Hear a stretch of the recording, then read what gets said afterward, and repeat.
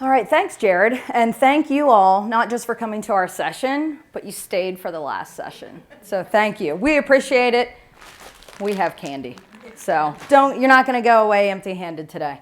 My name is Dawn Lynn. So just a little background about myself. I was an elementary teacher. I taught second grade, third grade, and fourth grade math and science. I then had a short stint as a middle school assistant principal. And then I was the elementary principal at Southside, where I had the privilege to work with these lovely ladies for 2 years. And now I'm at the IU 11 as an educational consultant, focusing on math, a little bit of literacy, ECRI, and MTSS. So I'm going to let the ladies introduce themselves. And then the way that we structured our presentation today is we're going to tell you what it is first, and then we're going to tell you why we did it, share some data, and then we'll just wrap up with some questions.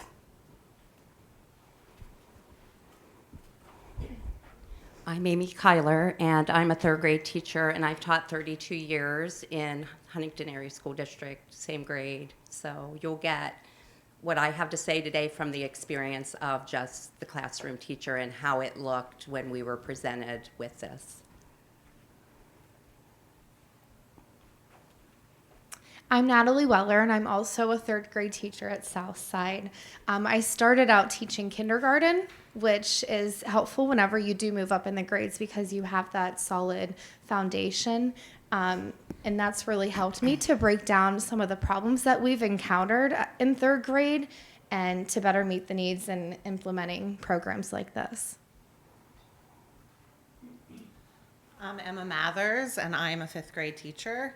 I have experience in primary, intermediate, and middle school.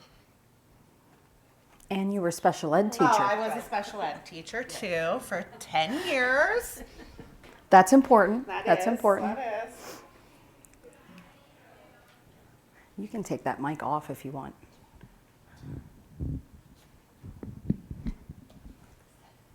So we wanted to start out with what is classroom intervention, and we were seeing that many of our students were coming and we weren't seeing the progress that we wanted to see in the area of math.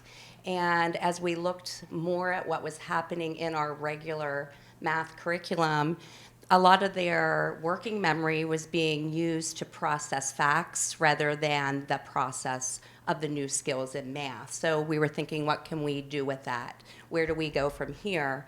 So we were presented with the idea of a class-wide intervention. And what that is a screener that will target the students' skills in math and improve them as a whole class rather than pulling kids out individually.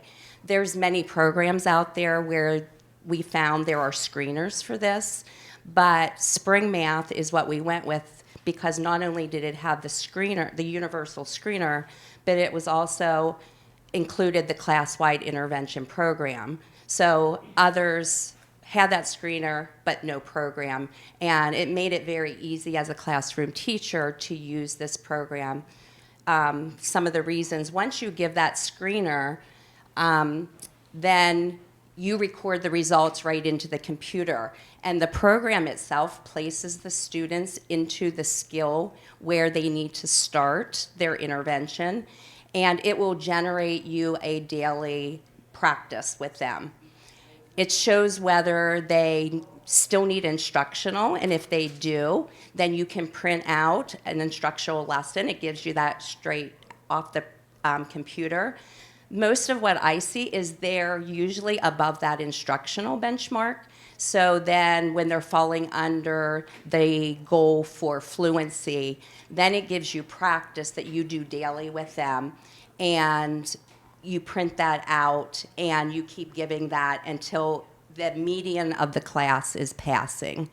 So up here, what you will see is what this intervention in Spring Math looks like. And some of these things that you're going to see are must-dos. So the order of how you present Spring Math is a must-do. But once you get into each and every separate step, there's some room to individualize how you would like to do it in your own classroom.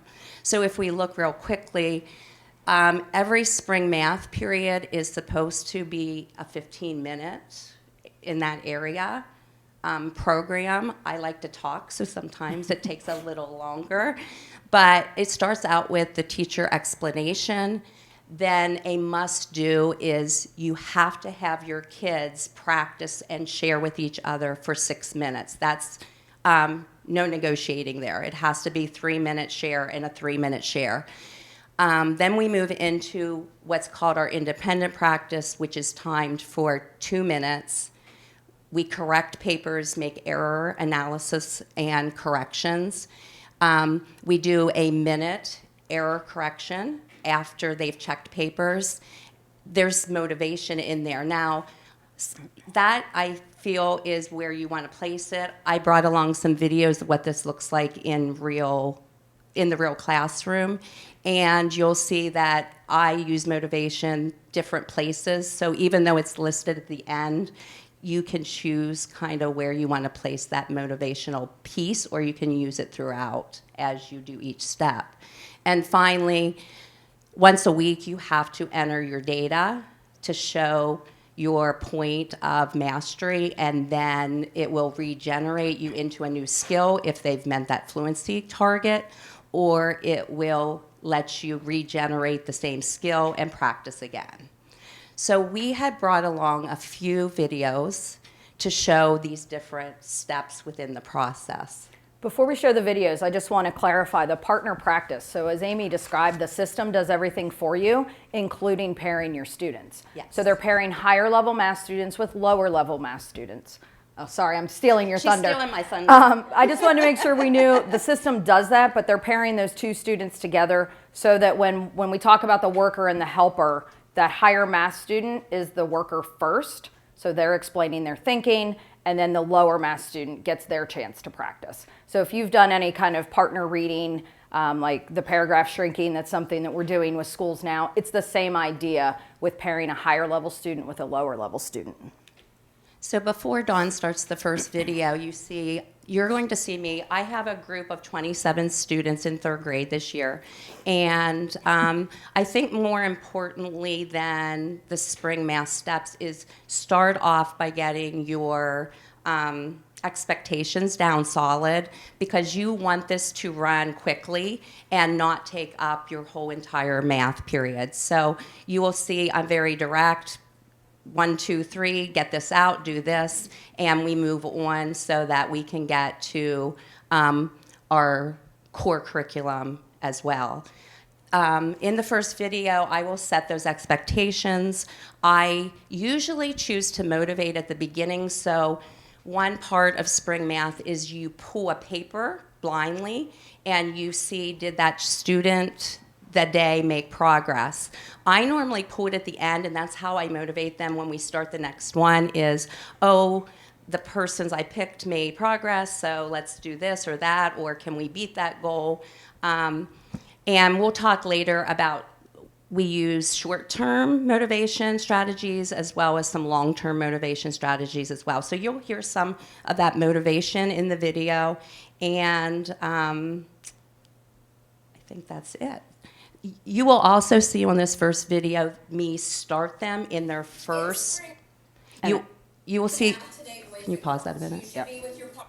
You will see me start them in their first partner share, which Dawn said is a 3-minute time share. And you have already set up the expectations. And I do have some posters up here for you you can use in the classroom where you have a worker and a helper. So when you see the first group go, the student that's sitting as the helper is your stronger fluency student. And their job is to, or I'm sorry, that's your weaker fluency student, because your stronger one is the first one to do the modeling.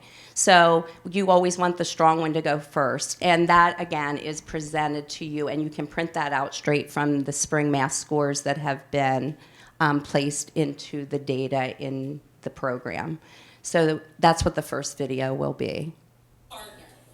Can you hear it? I had a chance to pull out from last time a friend, and that friend met the goal.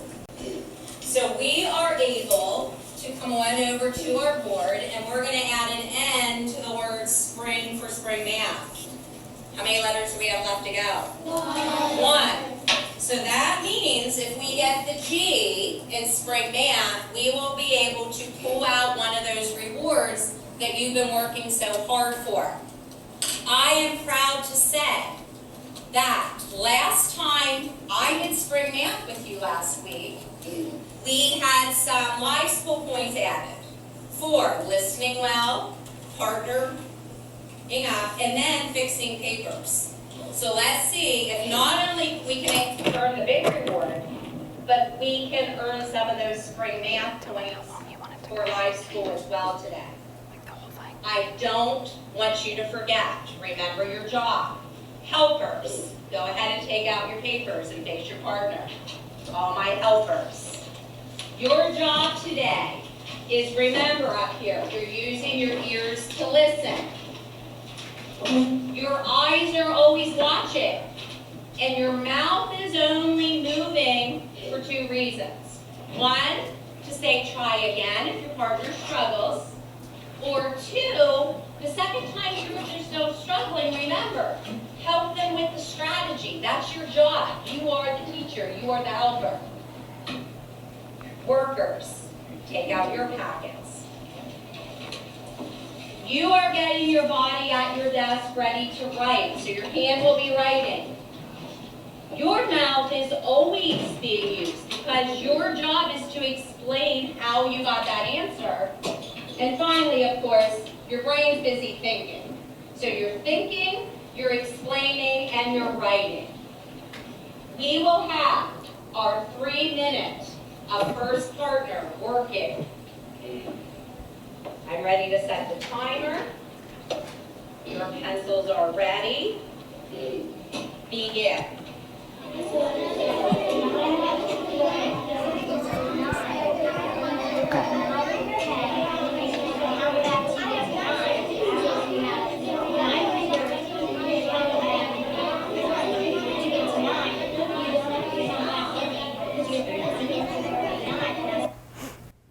So during this time, you are just the facilitator. Your job is to be the timekeeper, and you're walking around and you're listening to the conversations.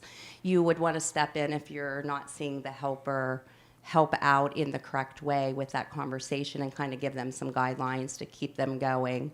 The next video, we're just going to skip because what they do then is they switch jobs. And then, so every time as a student, you are doing both jobs.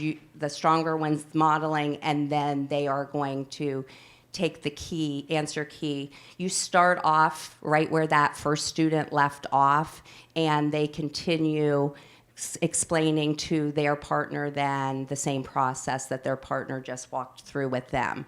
So sometimes as you're doing that, you're thinking, oh, I have to get started on my other subjects today. It's so, like, can I stop them a few minutes short? This is the point where you don't want to do that. You want to make sure, if nothing else, you're giving them 3 minutes and 3 minutes.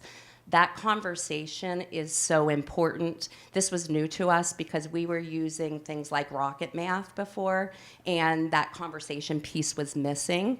So we first started, well, how are these lower fluency learners going to be successful at doing this? And we really saw that as we set those expectations, that they learned that, and we learned that they could do that, and that we were seeing progress with that. It was really nice to see that growth within the year. The next video that we'll go down to is labeled Independent Practice, and after both partners share for their 3 minutes, then you put those packets away and they take out the day's independent practice. It's the same exact worksheet that they just had got done sharing with each other, and now it's a fluency drill where they're down to 2 minutes. You set the timer, and they have to go from the first problem across the page without skipping as far as they can get to meet whatever the goal is of that skill. Yes? So when they're the helper, they have the answer key in front of them when the other kids are solving? I do that. Now, I've observed first grade classrooms where they gave them no answer sheet, so it's not necessary that you do that, but I do. And time.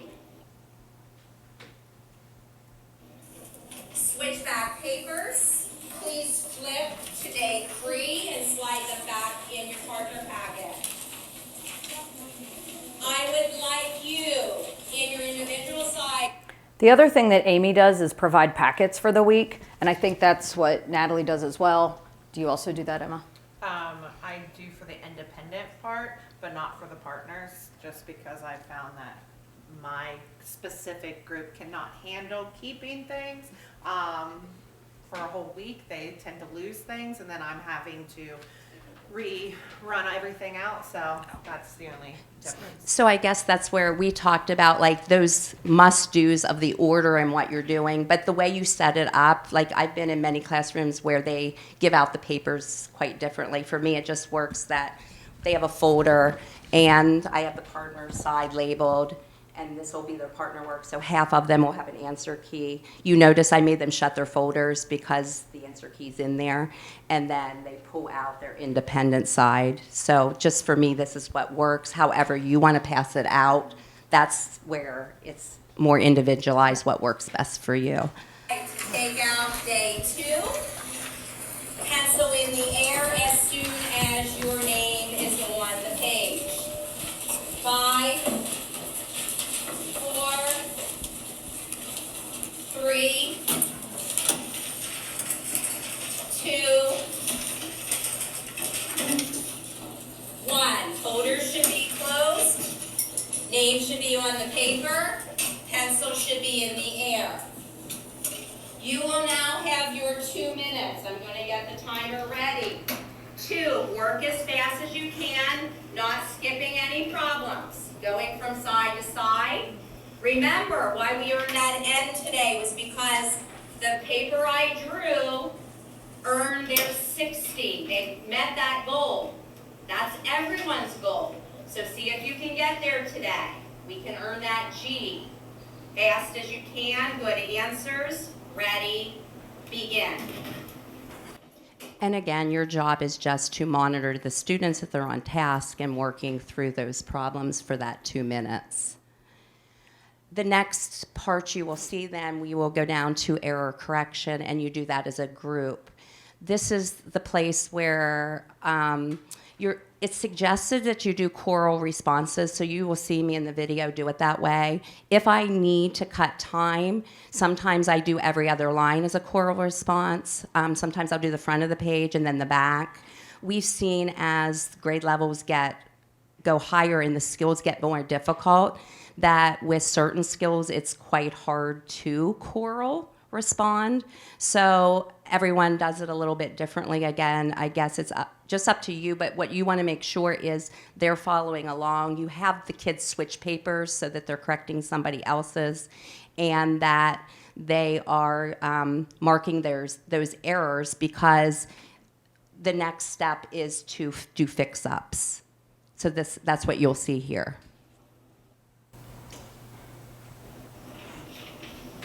Time is up. Draw your line. And switch with the neighbor, please.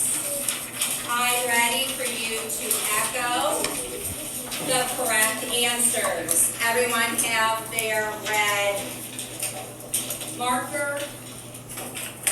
Here we go. 9 minus 0 equals 9. 9 minus 0 equals 9. 9 minus 1 equals 8. 9 minus 1 equals 8. 7 minus 2 equals 5. 7 minus 2 equals 5. 1 plus 1 equals 2. 1 plus 1 equals 2. 7 minus 6 equals 1. 7 minus 6. So then the final step is, once you went through that, they tally up how many their partner had correct. They mark that at the bottom of the page. They switch back those papers, and then you do a minute of where, again, they go back to the conversation of any that they missed. They have that conversation to show their partner a new answer by saying it out loud and showing them a strategy.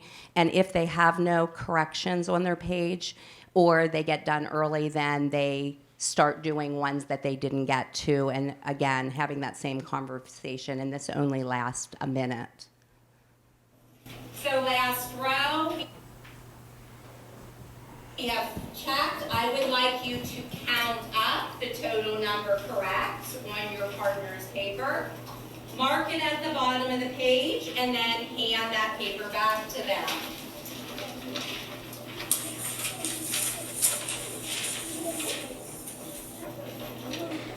All papers are switched in 3, switch them, 2, 1. You will have an extra minute on my clock to do 1, fix-ups. Remember, you're not just fixing up the problem. When you fix it, you're explaining how you got the new correct answer. And if you get all your fix-ups done, then you may work on solving and explaining any problems you didn't get to. Again, you have 1 minute. Ready? Begin.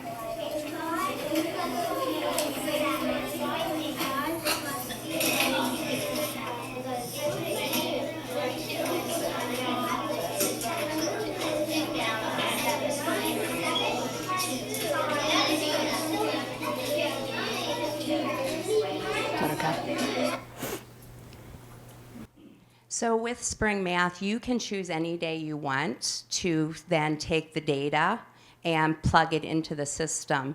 If they pass, then they will go on to the next instructional goal. We've went from addition to subtraction, and right now my class is kind of stuck on fact families. That's what you're seeing them do here.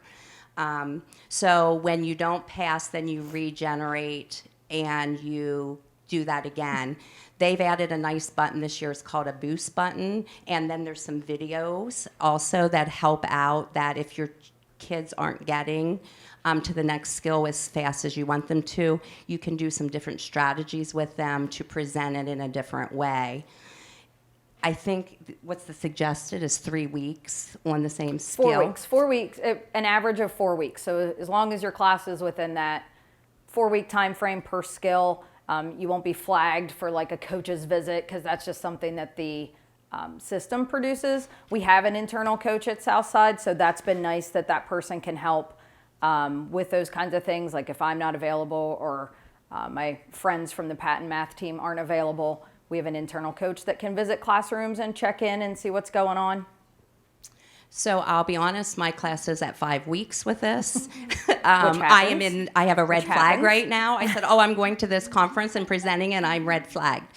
So I will pull up those videos and do that boost button. But my suggestion, keep going. This is where I know every year they struggle. And just keep plugging away. You're going to think, I'm past it. I'm not getting there. But they will. They'll eventually get there. Yes. Even if I get 100, You're doing it every time because now your job is to help that lower fluency student. And that's how I present it. You're doing so well that, you know. I need to repeat the question for the I'm sorry. for the recording. They ask, you do. She just asked if everyone's on the same skill, right? Doing the same page all the time. the same page all the time, like when you're on day 1, and suppose I pass that, like I get 100. Right, correct. Then I'm on day 1.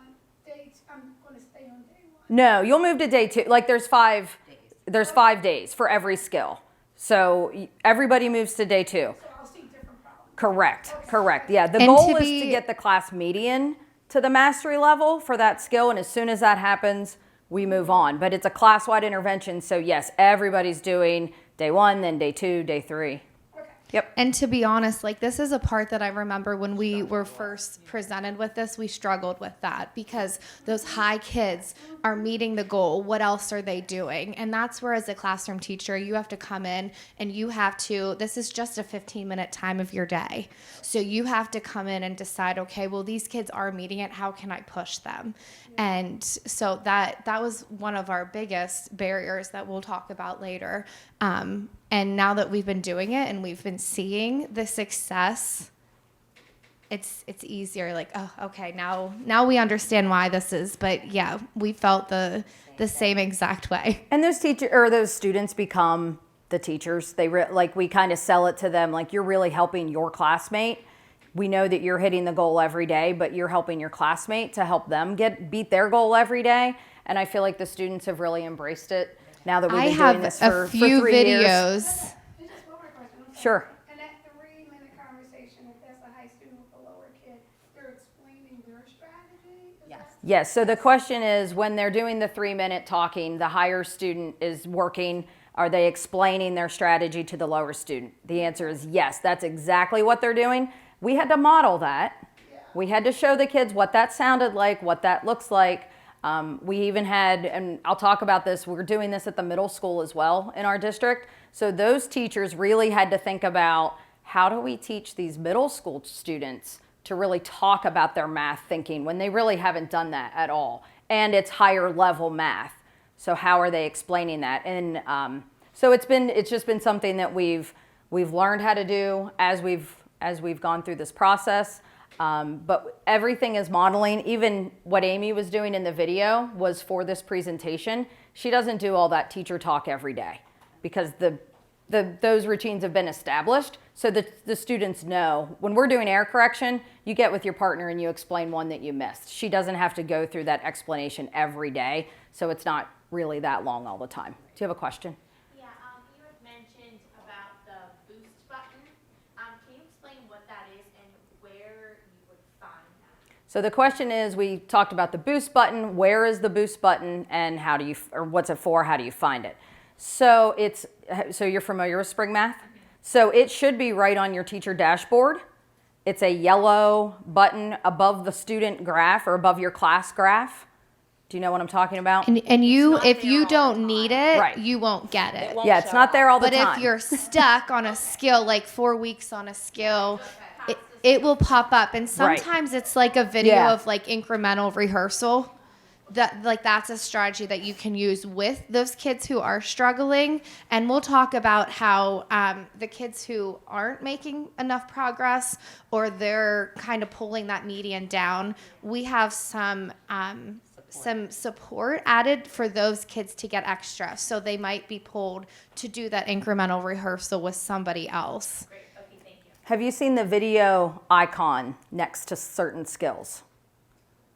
So in your skill progression, it would be on the right side of your screen. I think so. So those videos are there. They're typically there for those sticky skills like subtraction. And if you show that to your students, it will give them typically 3 different strategies of solving a subtraction problem. So it talks about counting up, talks about using a number line. But I found those to be helpful, especially if the teacher's like, I just don't know what to do. Like a yellow, what No, so the Boost It button is separate, and that's going to take you to an incremental rehearsal lesson that you can do with your whole class. The video, it's a little camera icon, is next to the skill on the right-hand side where your skill progression list is. And it's usually about a 5-minute video that will show strategies to your class for how to solve that skill. okay, thank you. Does that make sense? Sure. I don't know if you want to talk a lot about individualized. Oh, is that me? Okay. So individualized intervention, this is the one piece, if you are new to Spring Math, this comes later. But if you've been using Spring Math, what happens is as your class progresses and the class continues to meet the median and progress through skills, you have students that fall below the instructional target, the system will flag them for individualized intervention. So that is going to be in addition to what they're getting in class-wide, and usually done by another person. It depends. It can be done by the classroom teacher. I'm actually going to go into a little more detail about that, or you guys will, when we talk about barriers and solutions. But just to know that that's another piece of the program it's an integral piece to meeting all the students' needs. All right, so now we're going to back up. How we started in 2020, 2021, we were in a math cohort with Patton. I was actually the MTSS coordinator at the time. I was still teaching 4th grade. And then in the process of all this, I moved over to the middle school as the assistant principal. And so we were in this cohort. We needed a math screener. We had all this data for reading and nothing for math. So we collected, we've been doing dibbles and Acadians, and we have all this information for reading. We have nothing for math. So we wanted the universal screener. The reason we went with Spring Math is that it's the only program that also provides the intervention based on the screening. So it was all in one shot, and I thought if we're going to sell this to teachers, this is what's going to be the selling point, is that it's one program, it's going to do it all for you. You do it in 15 minutes a day. So we had a pilot program. This was an elementary cohort, so we had 2 fifth grade teachers on board.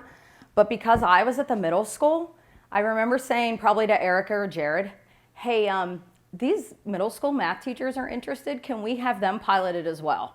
And they allowed us to do that. The 7th and 8th grade teachers were sold. I think they might have been sold first. But their enthusiasm really lit a fire under this for us. So we were able to continue, and we actually went K-8 full implementation the next year. So that's what we've been doing for the last 3 years, full K-8 implementation. It wouldn't have happened without the support of Patton and the IU and having the training. We know that professional learning is so important, so we had to make sure that we built that in. So we had some targeted PD. We had everybody K-8 in a room. Jared and Erica and Julie came, and they trained us all in spring math in a day. We did it at an in-service day right before the start of the school year, but it was fine, right? Teachers, you're fine. We're fine. We can all do this. We can do hard things. It's going to be great. And then we followed that up with some on-site modeling, coaching, observations. We did some targeted PD for, we were able to identify 2 teachers at both elementary schools that could do the individualized intervention, so we provided that. So the on-site coaching was by far had the biggest impact on our implementation. So I had reached out to Jared and Eric and Julie and said, I need you to come to Southside because I want this to work, and it's only going to work if everyone's doing it. So what we did was we offered, so we had the PD, we had the K-8 PD in August. In September, I had them come in, and I said to the teachers, you tell me what you want. Do you want it modeled? Do you just want an observation? You tell me what you want, and we'll do it, and that's what happened. So I know Emma, in particular, I remember, she wanted a model. She wanted Jared to come in, model it for the class, model it for her, so she could see, what is this supposed to look like? What is this supposed to sound like? We had a kindergarten teacher. She said, kindergarten kids can't do this. Jared went in, lo and behold, kindergarten students can do this, and they do it really well.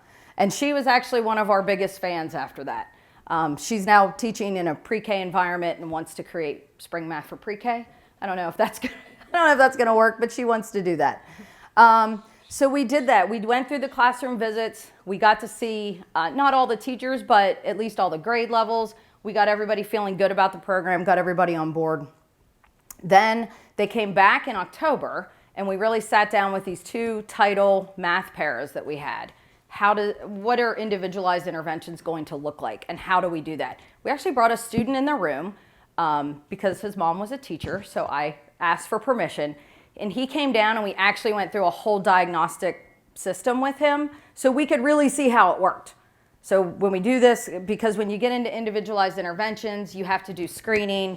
It's a quick 2 minute screening, and then you put the score in. And then that may take you to another assessment immediately. So you have to be near a printer, and you just keep doing that until it drills down on the skill where that student needs the help and needs the intervention. So we were able to do that. And then they came back in February. And by that point, we had created an internal team. So myself as the principal, and then these lovely 3rd grade teachers who were struggling with spring math the most said, we want to be on the internal team. We want to be part of that team. So they came back. We as the team then got to do classroom visits with the support from Patton and the IU. And we did that 3rd visit, that 3rd classroom visit that year in the observations. And I think that's really what just solidified the whole process and being able to use this. They were also at the middle school doing the same thing. So we really had that teacher buy-in. And I think that's the success. That's why we had the success with our program. So I talked about the coaches. We had external coaches from Patton and the IU. This is still happening. Now in my role in the IU, and I'm working with math, I was just at Southside in October doing classroom visits. And Julie and Jared and Erica were also there. So we're still providing the support. We still don't want to let that go. We don't want anyone to feel like they're not being supportive. If there's a new teacher, whatever's happening, that's what we're there for. So that external support is ongoing. And then internally, Natalie is the internal spring math coach. She and I actually went, and our curriculum director, we actually went to a training this summer with the creator of spring math. and it was for spring math coaches. So we got some additional PD for Natalie so that she can feel prepared to help teachers when we're not around or when, we don't always have to be there. And then we also started down the path of RTI for SLD for math through this. So we have a math team at Southside that includes the director of special education, the school psychologist. So that's an ongoing process that came out of this whole spring math journey that we've been on. So success, I'm going to show you why it works or what's worked for us. So the coaching support, doing this program with fidelity, doing it with consistency, and trusting the process. Amy mentioned that. There are times when you get stuck. You get stuck on a skill, your kids get stuck, they're frustrated. You have to trust the process. It will work itself out. So this is just beginning of the year to end of the year data. So spring math, 3 times a year screening. The first year, you can see we started with 5% of our students were at or above the instructional target. We ended at 28%. Second year, we started at 6%. We ended at 44%. I was very proud of that 28 to 44% jump. It's not the 80% that we want to see, but it's tremendous growth. And then again this year, we started at 9%. So that continues to increase. So I'm very anxious to see where the school lands at the end of the year. This is actually what the coach dashboard looks like in spring math. So this is Southside from the first year of full implementation. You can't read this, but some classes finish their interventions. Yeah, no, you can't read this. Don't try. It's okay. No. But you can see some classes finish the intervention. The green bar is basically showing you how far each class got in the skill progression, okay? So we were there, we were doing it. Year 2, you can see more classes completed the interventions and more classes have larger bars, that green bar. They got farther in the in their intervention skill. Now, this one looks a little grim. This was me as the principal making a decision to have 6 students in a spring math class. I'm not recommending that you do this, but this was just like these kids, they were learning support students. They were students with IEPs. Most of our students with IEPs are in class-wide intervention, which is where they are supposed to be. The learning support teacher and I we had a lot of conversations about this small group of students. So we put them in one class to see if it would work. It wasn't wildly successful, so I wouldn't recommend it, but we did it. That's me being transparent that we tried something. I wouldn't recommend it. Keep all the students, keep them in class-wide. And then as they're flagged for individualized intervention, they'll get what they need. But reducing risk is what we're all about. And with the skill gaps that we have, we know we need aggressive growth. So we need more than 1 year's growth in 1 year's time. So what this shows is first year of implementation. This is where every grade level finished at the end of the year, the percent of students at or above the instructional target. 3rd grade, it's a struggle, we know. It happens. 3rd grade's tough. If there's any 3rd grade teachers here, it's tough. It's a big year for skill. But you'll see in year 2, we had some growth. And I have another slide that actually shows this better.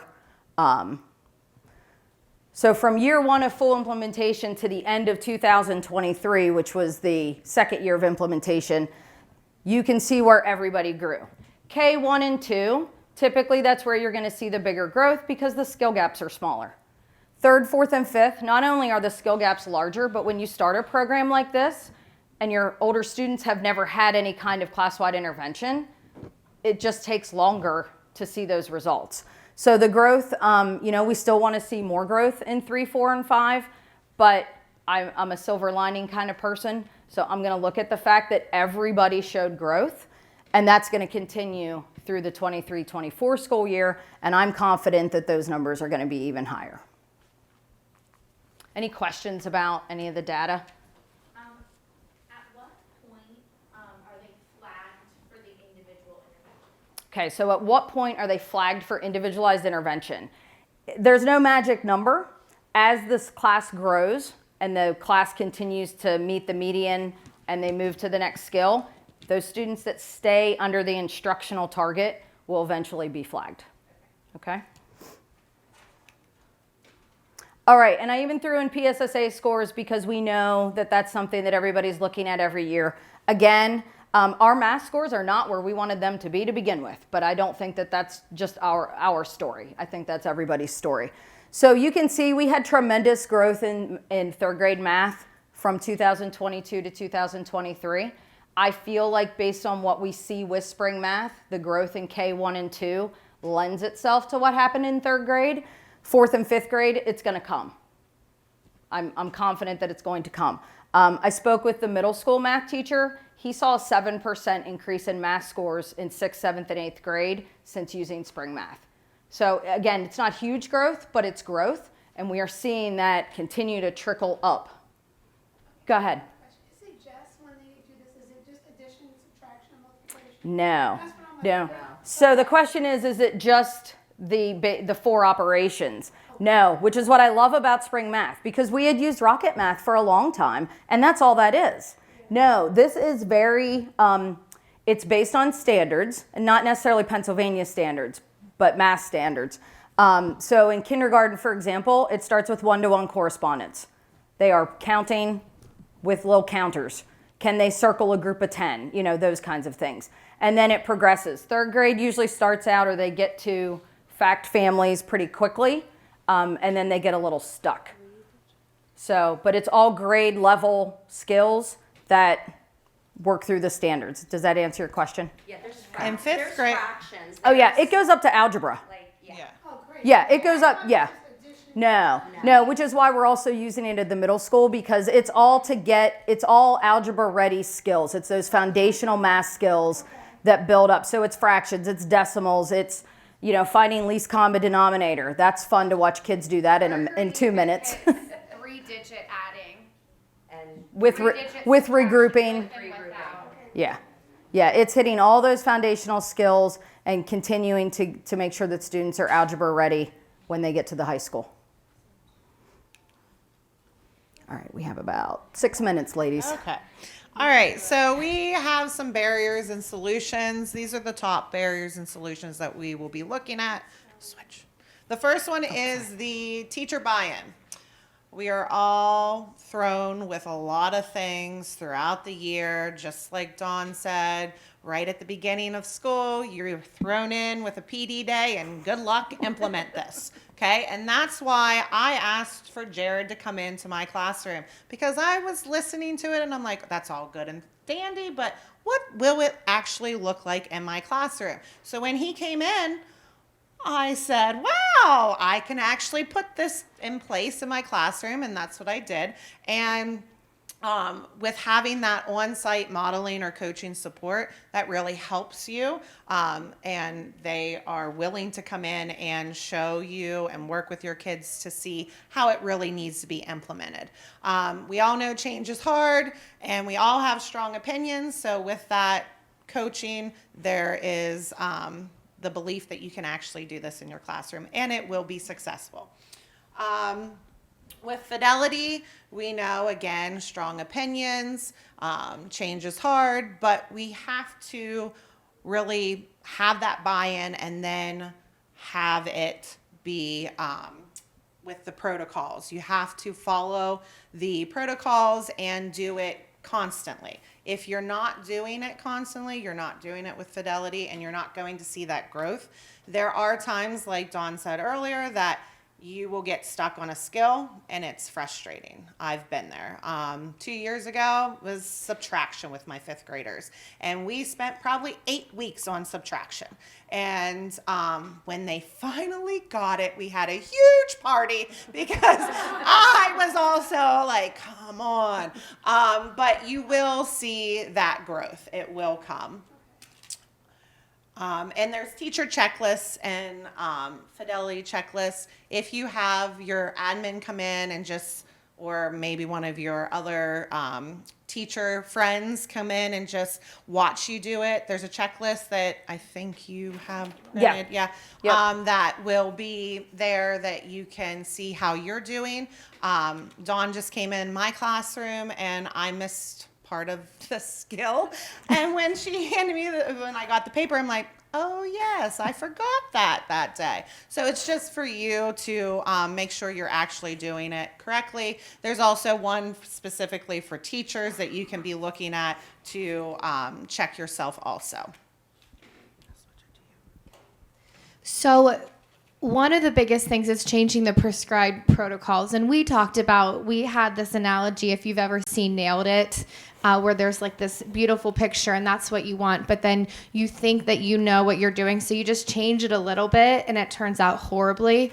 That's pretty close to what you can get here. So if you change the recipe, you won't get the same results. So that fidelity checklist, you can use it yourself to go through, did I hit all of this? Because I think you do get in a routine and you might forget something and think, oh, well, I see that I missed it and I've got to get that back in there. We have an error correction, a few error correction videos. I just wanted to show you how the students do work with each other and that higher student really has to take responsibility and help. So the girl in the pink, she's partner one. She's that worker, the higher level student. The girl with the glasses is the lower level, and she got stuck on a problem. 3, and then if you subtract 5, you can't do that because the larger number needs to do that. So I want you to add 2 to add 4 or 5. And this is 7 because if you have 5 fingers and you add on 2 more fingers, you would have 7 fingers. So if I have 7 and I subtract 2, I'd have 5. So if I have 7 and I subtract 5, I'd have 2. So now this comes down to classroom environment. Like, you've got to establish those routines. Classroom management, you want there to be that respect between students, not you got that wrong. You really have to support them and show them that they are a caring partner and that they can help and make a difference. The individualized intervention is where we talked about we had a para educator that was doing it, but it doesn't have to be that position. You can have title teachers that are doing this, learning support teachers. As a classroom teacher, you can do that. I know we have a daily sub that works in the building. We've talked about training her in these interventions, and when she has a couple free minutes, she'll come in and pull kids. So it's really a team effort as a building. Everybody has to be on board and trained and willing to work hard to see those results. This goes back to what Dawn said about students not participating in spring math. We have very diverse classrooms, and I know there's a student in my class, particularly, she's in 3rd grade, but she's working on kindergarten and 1st grade math. At this point, we're doing fact families. She absolutely can do that. She's growing, not at the typical 3rd grade pace, but she's showing growth. When we get to multiplication, she doesn't have that background knowledge, although she's participating in 3rd grade math this year. We're all in. And they do pick up more than you think, but it comes down to, your students, their well-being and what's best for them. So it's a team. You have to sit down as a team and think, what is really best for this student? And then motivation. We use the PBIS model in our school. So we have live skill points that we give out for end marking period celebrations. The immediate reward, if they pass that day, when you pull a paper at the end, if whoever that was met their goal, they might get a piece of candy. It might be a dance party. Just something that's real quick, immediate, 10, 15 seconds, and you move on. When they do pass the skill reward, it's a little bit of a bigger reward. So my class, they like to get outside. So we'll go out for maybe 10 minutes of extra recess when the whole class can work together to get that median over that goal and pass and move on. Sometimes someone will throw in couple minutes with games. If you're in a district that allows you to use iPad time as a reward, they could have a few extra free minutes on that. That's not something that we do in our school, but I know other schools do. We have a pink paper to pass out to you with probably 20 ideas of real quick, immediate rewards, just something to get them motivated. Like, those students have to have that buy-in, and when they are motivated themselves, you're going to see that you're going to have more success. And then super quick, if anyone has any questions for us. Like Natalie mentioned, we have handouts out up here. We have the teacher checklist, the checklist like for administrators or for your coach. We have the worker helper poster, which I want to tell you was created by our own Jared Campbell. And we also have the ideas of rewards. And I have a bag of candy, so please don't leave without candy. Thank you so much for coming. If you have questions, please feel free to stick around. We can stick around for a few minutes. But thank you again for coming and for listening to Southside's journey with Spring Math. Thank you.